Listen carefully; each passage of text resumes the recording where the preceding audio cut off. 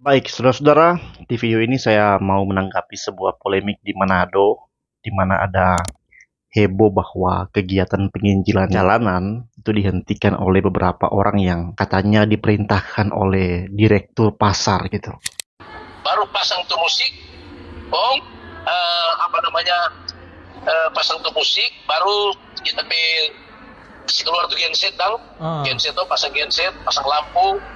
Nah, sudah pas kita kode Pak, tapi sudah Pak WL sudah semulai, tas live itu semulai itu. Semulai sementara. Untuk main begini, dorang datang tuh 3 orang. Nggak semula itu so penyembahan tuh. So itu istilahnya kalau namanya so live begitu berarti iya, mulai so penyembahan iya so istilahnya begini kuah DP kesimpulan begini, kalau dorong juga ada izinkan petrol nggak usah halangi dan tidak mau viral kuah ini cerita ini kuah dorong bilang ini dorong tahu dari kok terus itu siap semua situ so live karena kita mengerti itu dorong cuma diperintah, kita juga mengerti pada orang tuh hanya tak berhenti no tuh. KKL, iya. Kalau mau lihat Dre, dan so maksudnya wajar kuat. Itu musik so berdiri, iya. genset so jadi, lampu semua nyala, so habis berdoa, so live, teman satu sepegang tuh main, so mulai, itu langsung kita nasi terus, tunggu dulu, masih mati tuh live dulu.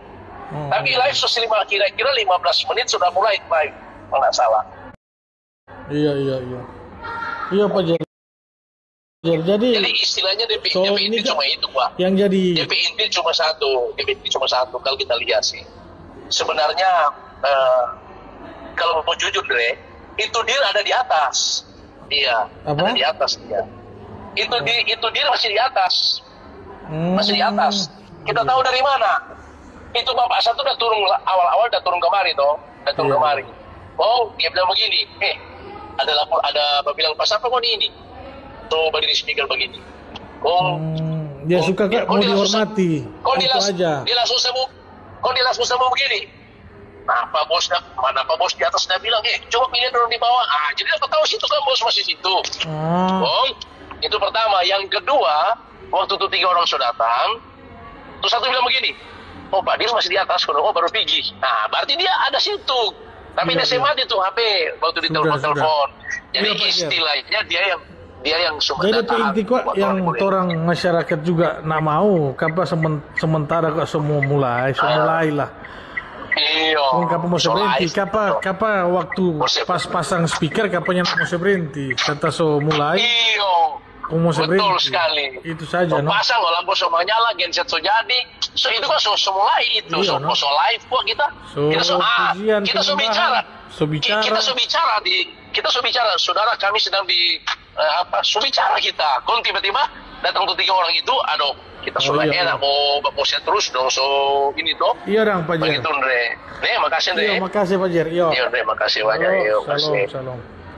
Kemudian ada seseorang yang berkomentar bahwa ajaran sesat memang harus dihentikan dan orang itu kemudian viral dan jadi polemik, dikata-katain dan sebagainya. Nah, di sini saya mau menanggapi, memberi pendapat saya mengenai hal ini. Saya membaca sebuah artikel bahwasannya sebenarnya untuk saat itu memang tidak ada izin tertulis. Itu menurut si direktur di postingan yang ini saya baca. Teman-teman, bagaimanapun ya, itu harus dibuat izin kalau kita menggunakan fasilitas publik gitu. Saya senang dengan orang yang komentar ini ya. Ini bagus komentarnya. Teman-teman jangan bantah bilang, demi nama Yesus, pencipta langit dan bumi, nggak perlu pakai izin. Nah, yang bilang begitu goblok gitu. Coba saya masuk ke rumah kamu bersama teman-teman saya dan saya buat ibadah penyembahan di dalam rumah kamu. Kamu pasti kaget kan? Dan saya akan bilang saja langsung, ini demi nama Yesus. Apa kira-kira yang akan kamu bilang sama saya? Paling yang akan kamu bilang, tapi setidaknya kan kasih tahu dulu kan? Masa tiba-tiba datang langsung teriak-teriak ibadah di rumah saya? Nah, begitulah sebenarnya pasar itu fasilitas milik pemerintah. Yang sebenarnya itu milik publik gitu, bersama. Pemerintah menjadi wakil dari orang-orang lain yang beraktivitas di situ, yang tentu nggak semua orang mengizinkan kita berada di sebuah tempat teriak-teriak atau beribadah seperti itu. Nah, pemerintah menjadi wakilnya. Kalau sudah ada izin, orang-orang itu yang lain nggak bisa bubarkan. Atau nggak bisa lagi menjadi merasa tersinggung atau merasa khawatir ya ketika kita beribadah kalau ada yang menghentikan karena pemerintah, perwakilan dari publik itu sudah mengizinkan. Bahkan kalau misalnya ada yang mengganggu, pemerintah akan tertibkan, akan diberikan polisi untuk menjaga dan sebagainya. Jadi itulah mengapa perlu dibuat izin. Itu sebenarnya demi kebaikan bersama, bukan hanya demi kebaikan pemerintah dan kita bisa bilang, oh demi nama Yesus. Nggak ada itu. Mungkin ada yang berkata, tapi kenapa dihentikan pas ibadah sudah jalan? Bukan pas sementara alat-alat setting diatur. Ya saya jawab mungkin karena direktur masih menunggu ada pemberitahuan tertulis sampai dulu ke tangannya gitu. Mungkin aja dia tunggu-tunggu, dia berharap sebelum ibadah mulai akan ada surat pemberitahuan yang masuk ke tangannya. Tapi mungkin ya sampai ibadah mulai nggak ada yang kasih surat. Ya tentu disuruh berhenti lah. Kan mungkin begitu. Mungkin kalian bilang juga, kenapa sih nggak dia aja datang minta suratnya sebelum ibadah mulai? Jawabannya mungkin dia butuh kesadaran diri, ya kan? Masa hal begitu menjadi inisiatif dari pemerintah? Yang buat kegiatan siapa? Yang berinisiatif untuk mencari izinnya siapa? Masa direktur? Kan yang buat kegiatan tim penginjilan jalanan ini. Kenapa pemerintah yang harus samperin mereka buat minta izin? Nggak bener itu. Nah teman-teman, itu tanggapan saya terkait pemberhentian ibadah itu. Kemudian saya mau menanggapi Bapak yang komen bahwa ajaran sesat harus dihentikan. Memang teman-teman komen itu terlalu tendensius dan lepas dari konteks. Karena masalahnya itu diberhentikan ibadah itu bukan karena pemerintah tahu itu sesat atau tidak, bukan. Tapi karena masalah izin. Tapi teman-teman yang bikin saya jengkel secara pribadi ya, banyak orang juga yang komen seolah-olah penginjilan jalanan itu sudah yang paling benar gitu. Kalau saya ya teman-teman, saya pribadi berani mengatakan itu sesat. Tapi sesat bukan dalam arti terkutuk dan pasti masuk neraka, yang enggak. Tapi sesat dalam arti salah jalan yang diambil untuk mencapai sebuah tujuan tertentu. Ibarat orang yang mau pergi ke air tembaga, Bitung ya, tapi tersesat sampai ke Likupang gitu. Kalau ada yang seperti itu, orang itu perlu disadarkan oleh orang lain. Kau sudah tersesat, salah jalan. Kau harus kembali dan tempuh jalan yang benar. Nah, kata sesat yang sering saya pakai, itu maksudnya seperti itu. Sesat yang sebenarnya masih bisa diarahkan gitu. Mungkin kalian tanya, maksudnya sesat dalam hal apa? Sesat dalam hal yang akan saya jelaskan, yang akan saya kemukakan sebentar. Dan kalau mau mendengar, silahkan dengar sampai selesai. Dan kalau sadar bahwa itu benar sesat dalam arti yang saya jelaskan, alangkah baiknya berbalik dan tempuh jalan yang benar. Kalau nggak setuju itu sesat, seperti yang saya jelaskan sebentar, bisa berikan bantahan di kolom komentar kenapa menurut Anda itu nggak sesat dan kenapa poin-poin saya salah gitu ya. Nah, apa yang saya sebut sesat dan kenapa? Untuk menjawab hal ini silakan dengarkan penjelasan saya ini ya teman-teman, dengarkan baik-baik dan sampai selesai supaya nggak salah paham. Jadi begini teman-teman, 3 tahun yang lalu saya pernah membuat video tentang penginjilan jalanan ini. Saya membuat video karena saya mendengar beberapa statement yang menyinggung gereja lokal. Dan setelah beberapa waktu, saya buat video itu, puji Tuhan sudah nggak terdengar lagi ada singgungan-singgungan kepada gereja lokal. Kemarin saya mendengar full salah satu video mereka, dan saya dengar memang sudah nggak ada lagi singgungan-singgungan terhadap gereja lokal. Tapi sebenarnya masih sama. Saya masih mendengar bumbu-bumbu teologi kemuliaan diri, teologi kemakmuran di dalam khotbah mereka. Kalau teman-teman nggak percaya, teman-teman bisa langsung saja nonton sendiri video-video mereka di channel mereka. Dan kalau kalian menonton, nanti kalian akan lihat ada sebuah kesan yang pasti. Yang akan kalian lihat ialah bahwa mereka adalah orang-orang yang sudah menempatkan diri sebagai orang-orang yang suci dan benar.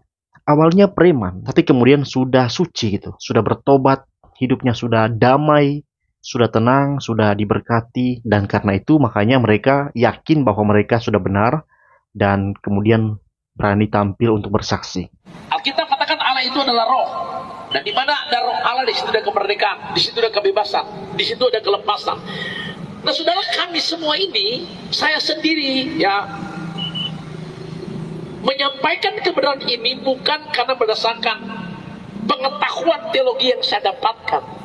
Walaupun saya pernah ada di teologi, artinya pernah punya gelar sampai hari ini, tetapi yang kami sampaikan itu adalah yang kami alami, bagaimana Tuhan yang kami sembah, yang kita sembah, bagaimana saya dulu yang mantan preman, saudara, betul-betul diubah oleh Tuhan. Kesaksian hidup inilah yang kami bagikan, bagaimana Tuhan kita bisa mengubah.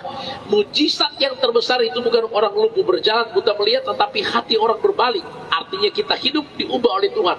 Dan inilah yang disebut kehidupan yang sesungguhnya. Inilah yang disebut kehidupan yang sesungguhnya. Inilah yang disebut kehidupan yang sesungguhnya.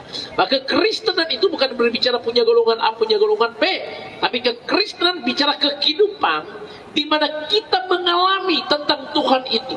Tapi kekristenan bicara kehidupan di mana kita mengalami tentang Tuhan itu.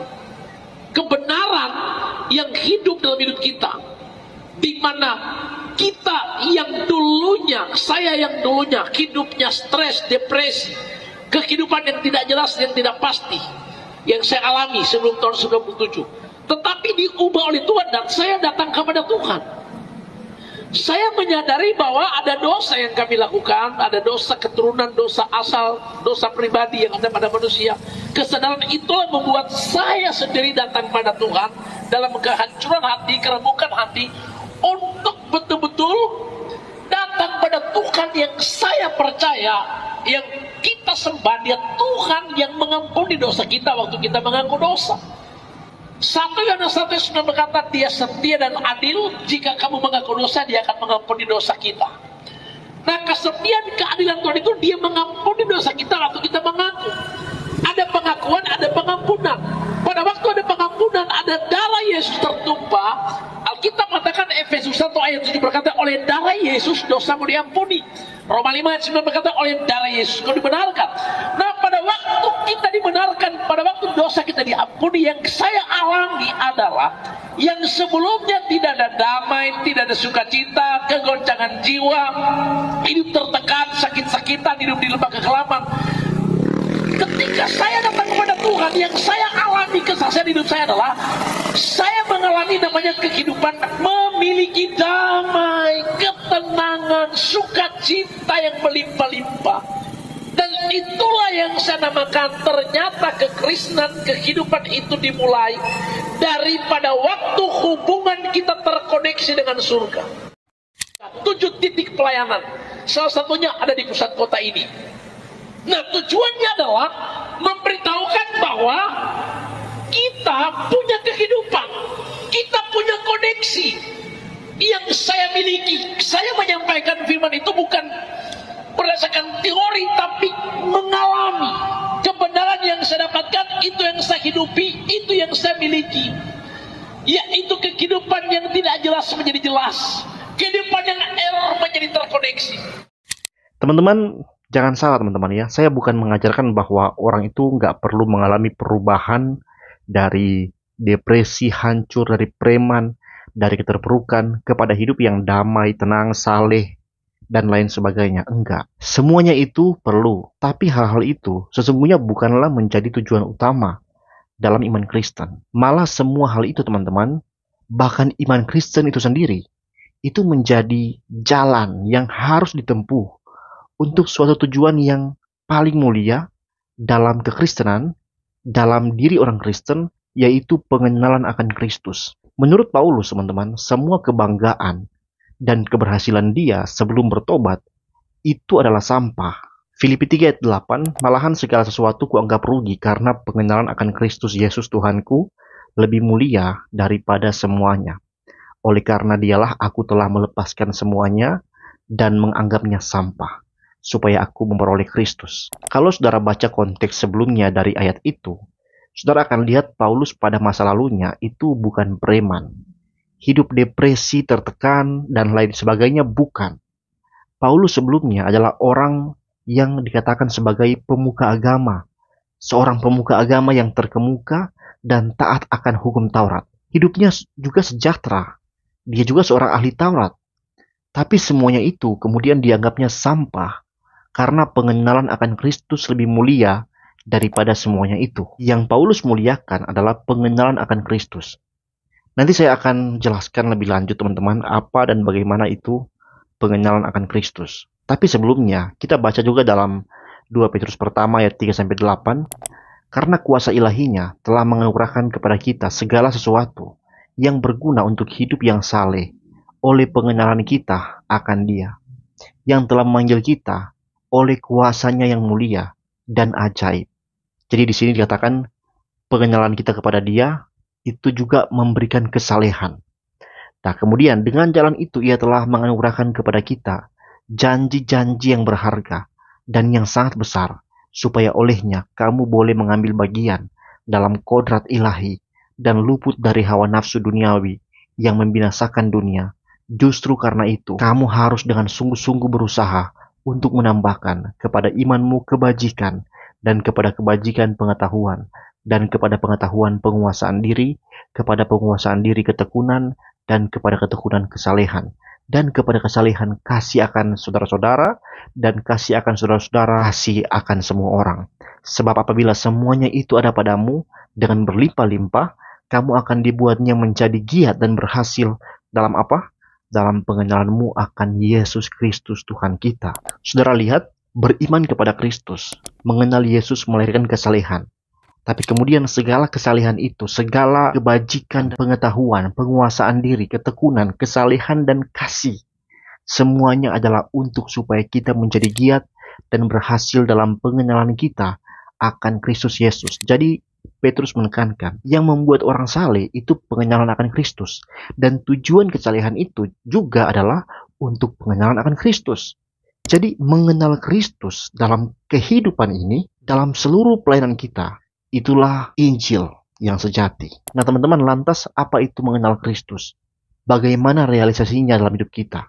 Teman-teman, untuk paham hal ini, kita lihat saja kata apa yang digunakan baik Paulus maupun Petrus ya oleh mereka ketika mereka berkata pengenalan akan Kristus. Kata yang digunakan adalah kata epignosis, sebuah kata yang berarti pengetahuan tentang suatu hal tertentu atau diarahkan pada objek tertentu, diarahkan dalam hal persepsi, penegasan, pengakuan, dan intuisi. Kata ini berasal dari kata epignosko yang berarti pengakuan akan sesuatu karena sesuatu itu diketahui secara benar. Dan pengakuan kita itu pengakuan yang harus berasal dari pengetahuan atau penalaran yang benar tentang Kristus. Dan segala perbuatan baik, segala kebajikan, segala kesalehan kita, semuanya itu kita usahakan ada dalam hidup kita, bukan sebagai bukti bahwa kita sudah mengenal Kristus, tapi sebagai jalan untuk kita semakin mengenal Kristus. Kenapa seperti itu, saudara-saudara? Karena begini teman-teman, kalau hanya fenomena dari preman jadi rohaniawan, dari hidup yang terpuruk kemudian berubah menjadi hidup yang bahagia, ya, menjadi taat beribadah, menjadi saleh, dan kemudian hidup diberkati, sejahtera, tenang, damai. Teman-teman, kalau hanya seperti itu, saya kira hal-hal seperti itu juga itu ada di berbagai macam agama lain. Banyak sekali di agama yang lain itu ada orang yang dulunya jahat, kemudian bertobat menjadi orang baik, orang saleh, dan hidup yang sejahtera. Kalau bicara tentang hidup yang tenang, teman-teman, para petapa Buddha dan Hindu itu sangat hebat dalam kestabilan emosi mereka. Mereka kalau bertapa itu biarpun lapar, biarpun apa, mereka tetap tenang. Banyak mantan preman di agama lain kemudian bertobat dan memiliki hidup yang baik. Nah, Mas Roni, kan sudah mengalami sisi gelap. Terus akhirnya juga sempat hijrah, alhamdulillah, belajar di pondok. Perbedaan apa yang Mas Roni alami? Alhamdulillah kalau dibandingkan dengan yang dulu. Dari sisi ketenangan batin, Mas? Hati lebih tenang. Pikiran pun juga lebih santai, nggak terlalu kalau orang Jawa bilang kemerungsung, keburu-buru. Oke. Jadi pikiran nyantai, tenang, hati pun juga ayem, tentrem, tenang. Jadi kalau hanya fenomena-fenomena seperti itu, ya jangan dibanggakan. Tapi apa yang miss dari agama-agama lain dibanding dengan kekristenan? Yang miss adalah mereka tidak memiliki juru selamat, yaitu Yesus Kristus. Mereka tidak mengenal, tidak beriman kepada Kristus Yesus. Nah pertanyaannya, apakah penginjilan jalanan ini dengan tekun membawa orang pada pengenalan akan Kristus Yesus? Atau hanya melulu menekankan tentang bertobat dari preman, kemudian berubah menjadi rajin ibadah, dan karena sudah nggak mabuk-mabukan dan lain sebagainya, sudah merasa orang yang lebih baik dibanding orang lain di jalan-jalan. Teman-teman, kalau hanya dari preman kemudian menjadi rohaniawan tapi nggak mengenal Kristus, nggak ada cinta akan ajaran pokok-pokok iman, itu sama dengan keluar dari lubang buaya masuk ke gua singa, teman-teman. Gak jadi preman, tapi jadi sombong rohani. Merasa dia sudah suci, sudah benar banget gitu. Apakah hanya itu? Kemudian selain itu menjanjikan juga kepada orang-orang itu bahwa kalau sudah bertobat, sudah ikut Yesus, maka hidup akan jadi lebih baik. Rumah tangga akan dipulihkan, sakit akan disembuhkan, akan diberkati, lalu selesai. Apakah hanya seperti itu? Penginjilan jalanan itu? Teman-teman menjawab ini harus dilihat bukan hanya dari bagaimana semangat hujan panas di jalan-jalan teriak-teriak. Bukan. Karena kalau hanya semangat teriak-teriak, teman-teman, hujan panas, rela berkorban hujan panas, teman-teman teroris juga itu bahkan rela mati di Timur Tengah sana untuk membela keyakinan mereka. Ada orang itu jual harta sebagainya itu untuk berdakwah kemana-mana. Dalam agama Islam, LGBT pun semangat teriak-teriak di jalan-jalan untuk menyuarakan hak-hak mereka. Kalau hanya hujan panas begitu, semangat-semangat begitu ya jangan dulu dibanggakan. Ya, hujan panas bagus ya. Tapi kalau yang disampaikan itu adalah pengajaran yang mendalam tentang Yesus Kristus. Kemudian membawa orang pada pengenalan yang benar sesuai firman Tuhan kepada Kristus. Jadi bukan hanya habis di situ saja, teman-teman, diteriak-teriak di jalan, tapi harus ada tindak lanjut, ada penggembalaan yang dilakukan terus-menerus. Kita belajar dari penginjilan Rasul Paulus. Rasul Paulus itu keliling dari rumah ke rumah. Dia pergi ke jalan-jalan, ke lorong-lorong, tapi kemudian mereka yang terima Paulus di lorong-lorong itu, di jalan-jalan itu, di kota-kota yang Paulus kunjungi, itu kemudian menjadi jemaat yang Paulus dirikan. Dan di tempat-tempat itu, Paulus tetap tinggal bersama dengan mereka dalam beberapa waktu. Ada yang sampai bertahun-tahun. Untuk mengajarkan mereka pokok-pokok iman dengan tuntas. Kemudian Paulus berpindah ke tempat yang lain setelah memiliki beberapa murid yang giat di tempat yang dia pergi sebelumnya itu. Kalaupun Paulus dengar ada problem-problem yang muncul di tempat di mana telah menjadi jemaat Kristen yang Paulus injili, Paulus akan mengirimkan surat-surat pengembalaan untuk menyelesaikan atau memberikan solusi bagi problem-problem yang ada di jemaat-jemaat itu. Nah, praktik penginjilan itu harus seperti itu. Bukan hanya sekedar teriak-teriak pulang, bukan. Tapi benar-benar ada pembinaan lebih lanjut pada orang-orang yang menerima Injil itu. Meninjau amanat agung dari Yesus Kristus. Dalam Matius 28 ayat 19-20. Karena itu pergilah, jadikanlah semua bangsa muridku, dan baptislah mereka dalam nama Bapa dan Anak dan Roh Kudus. Dan ajarlah mereka melakukan segala sesuatu yang telah kuperintahkan kepadamu. Teman-teman, Yesus menekankan untuk memuridkan, membaptis, dan kemudian kembali mengajar orang-orang itu. Jadi ada kontinuitas, teman-teman. Ada berkelanjutan. Teman-teman, praktik yang seperti itu nyata dilakukan oleh para rasul. Mereka pergi memuridkan, membaptis, tapi juga tetap tinggal untuk mengajar. Para rasul melakukan itu. Tapi juga, itu juga dilakukan oleh para misionaris.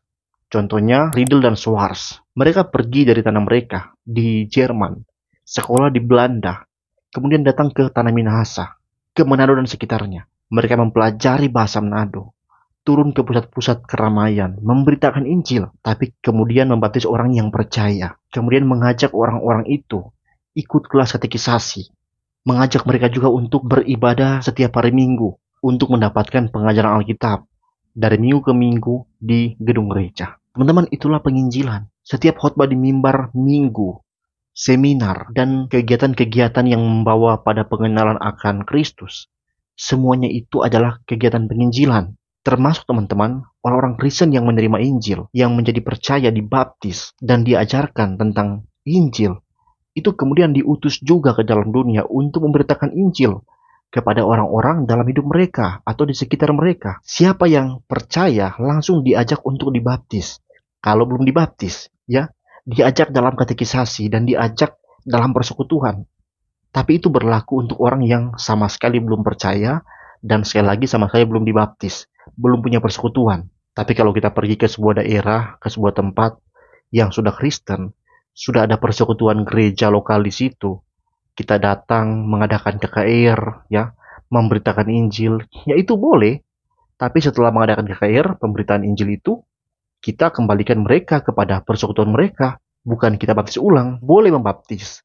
Tapi hanya untuk yang belum pernah dibaptis sama sekali. Jangan kayak Philip Mantova kemarin. Orang sudah dibaptis, dia tekankan baptis ulang gitu. Padahal orang-orang itu sudah pernah dibaptis waktu masih kecil. Dalam nama Bapa, Anak dan Roh Kudus. Dari masih kecil. dibilang itu nggak benar. Dibilang yang benar itu baptis harus sudah dewasa, harus selam. Teman-teman, kalau ada yang bilang begitu itu sesat. Silakan ketik di pencarian Patrice Smith baptisan. Itu ada banyak video saya membahas topik tersebut. Nah, teman-teman, kalau misalnya kemudian setelah KKR, kemudian ada orang dari sebuah gereja ingin bergabung dengan gereja kita, istilahnya mau pindah gereja, itu boleh, tapi biarlah itu terjadi oleh karena keinginan dia, karena dia menyadari bahwa di gereja saudara itu benar-benar memberitakan Injil yang benar, yang membawa orang pada pengenalan akan Kristus yang benar. Bukan orang itu berpindah ke gerejamu karena orang itu berhasil Anda giring opininya supaya dia meninggalkan gereja sebelumnya, karena Anda berhasil menjelek-jelekan gereja dia sebelumnya ketika saat Anda penginjilan. Apalagi Anda berhasil tipu dia bahwa di gereja dia sebelumnya gak ada pengurapan Roh Kudus, karena gak ada praktek-praktek kuasa yang kerasukan kejang-kejang, pingsan-pingsan seperti video berikut ini.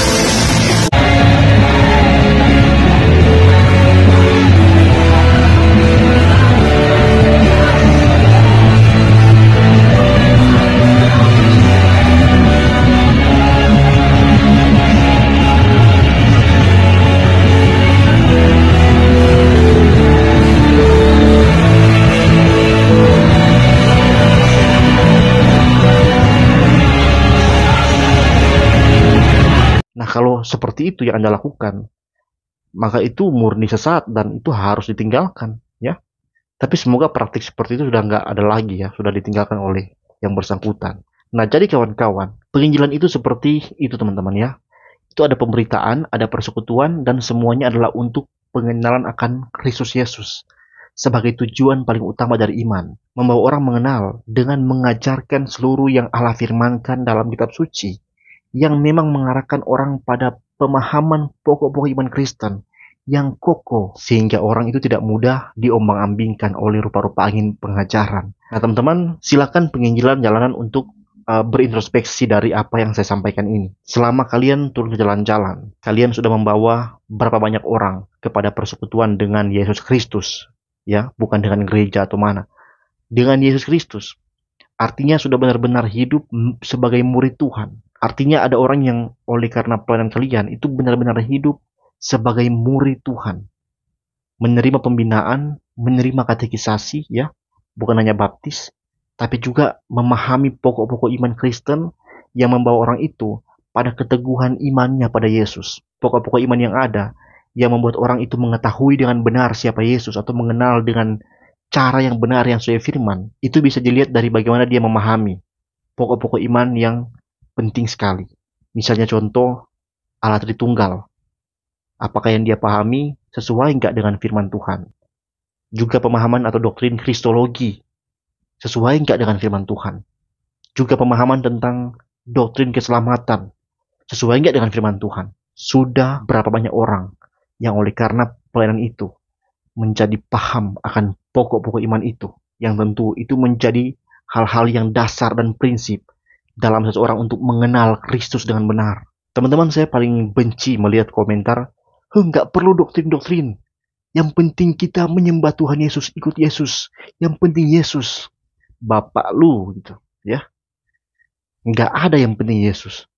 Apa yang Tuhan firmankan itu harus dipelajari. Dan kalau kita nggak paham ajaran-ajaran itu, maka Yesus siapa yang kita percaya? Jangan-jangan kita ini Yohanes, jangan-jangan kita ini saksi Yehova gitu. Ya, abal-abal kita kalau gitu. Jadi, sudah berapa banyak, ya? Atau hanya kesana kemari, teriak-teriak, kemudian habis itu habis. Orang-orang hanya dengar, teriak-teriak, kemudian terhilang lagi. Ya kalau macam itu teman-teman, itu mirip perumpamaan Yesus yang bicara tentang penabur benih. Yang benihnya itu jatuh di pinggir jalan. Matius 13 ayat 4 dan 19. Pada waktu ia menabur, sebagian benih itu jatuh di pinggir jalan. Lalu datanglah burung dan memakannya sampai habis. Kepada setiap orang yang mendengar firman tentang kerajaan sorga, tetapi tidak mengertinya, datanglah si jahat dan merampas yang ditaburkan dalam hati orang itu. Itulah benih yang ditaburkan di pinggir jalan. Nah, jadi teman-teman, saran saya ya, biarlah kegerakan-kegerakan itu, ya penginjilan jalan itu benar-benar gerakan yang bukan hanya membawa orang pada janji-janji bahwa kalau mereka tinggalkan hidup berdosa mereka langsung menjadi orang-orang yang sehat, nggak stres, damai, tenang, dan sebagainya. Karena teman-teman sebenarnya di dalam Yesus juga itu sebenarnya akan ada saat kita di mana kita akan menderita, baik menderita mental maupun menderita karena fisik, ya, sakit dan sebagainya. Ada saat di mana, ya, kita belajar misalnya contoh dari Paulus sendiri. Paulus berapa kali itu menjadi sangat tertekan oleh karena keadaan dia. Dia menderita. Jemaat-jemaat Kristen mula-mula itu mereka semua, wah, hidup dalam tekanan, hidup dalam hal-hal keadaan yang sangat sulit juga. Bahkan ada yang orang Kristen di Korintus itu ditinggalkan oleh istrinya atau pasangannya. Mereka cerai karena pasangannya itu masih penyembah pagan atau penyembah dewa-dewi. Sedangkan dia mau ikut Yesus, ditinggalkan. Itu ada loh begitu. Jadi jangan pikir kalau sudah ikut Yesus, sudah bertobat, wah semuanya akan dibereskan Tuhan, hidup akan lancar. Oh enggak begitu saudara-saudara. Dalam Yesus juga itu sebenarnya ada saat kita akan menderita. Karena kita akan sangkal diri kan. Kita akan pikul salib. Menderita karena Injil. Kalau cuma sampai diterima Yesus dan hidup senang, tapi nggak mau pikul salib, dan nggak mau menderita karena Injil, itu namanya hanya memanfaatkan Yesus itu. Tapi nggak cinta sama Yesus. Jangan cinta. Kenal aja tidak. Nah teman-teman, jadi inilah tanggapan saya terkait hal ini teman-teman ya. Kiranya video ini itu bisa memberikan sudut pandang. Kalaupun nggak mau diterima atau mengatakan saya ini apa mau diviralkan, nggak apa-apa. Terserah ya. Sekian video saya teman-teman. Tuhan berkati. Shalom.